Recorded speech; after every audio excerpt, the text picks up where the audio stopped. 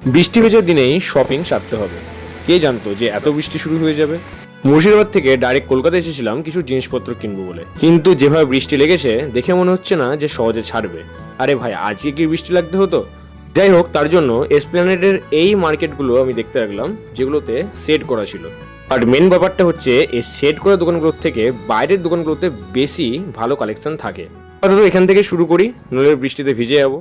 কিছুদিন ধরে কলকাতার অবস্থা এরকমই, শুধু বৃষ্টি আর বৃষ্টি, আর চারিদিক ডুবে যাচ্ছে। বাট অনেকেই কিন্তু বেশ ভালোভাবেই কেনাকাটা করছে দেখলাম। ভাবলাম হয়তো বৃষ্টির জন্য মানুষ কম থাকবে। আমার সেট করা দোকানগুলোতে কোনো পছন্দই হলো না, তার জন্য বাইরে বাধ্য হয়ে বেরিয়ে আসলাম। যাই হোক, সাথে করে ছাতাটা নিয়ে এসেছিলাম। বাট আশেপাশের যা অবস্থা, তাতে বৃষ্টি না থামা অবধি কোনো কিছু কেনাকাটা করতে পারবো না। যতক্ষণ বৃষ্টি থামছে না, আপাতত একটু রাউন্ড দিতে লাগলাম যে কোথায় কেনা যেতে পারে। বাট ফাইনালি কিছুক্ষণ পর বৃষ্টি থেমে গেল, আর তারপরে মানুষের কোলাহল বেড়ে গেল। আমার ফ্রেন্ড ব্যাগের খোঁজ করছিল, তো অলরেডি সে ব্যাগ পেয়ে গেছে। তো তার মুখে শুনে নাও কি কি ব্যাগ সে নিল। একটা হচ্ছে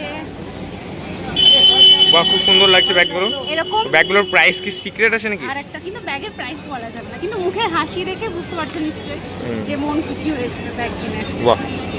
So I think there is no doubt that it is affordable. Let's visit another place. তো তারপর আমি চলে আসলাম শ্রীরাম আর্কেডে, যেখানে পোশাক আশাকের থেকে এই ব্যানারটা ভালো লাগলো, যার অর্থ হলো রানীরা কখনো বার্গেনিং অর্থাৎ দরাদর করে না।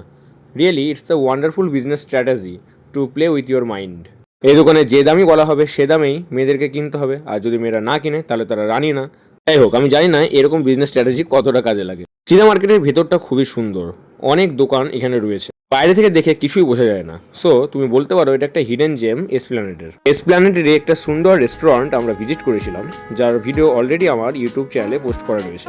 তোমরা চাইলে স্ক্রিনে ফুটে ওঠার লিঙ্কটা ভিজিট করে ভিডিওটাকে ওয়াচ করতে পারো। Thank you.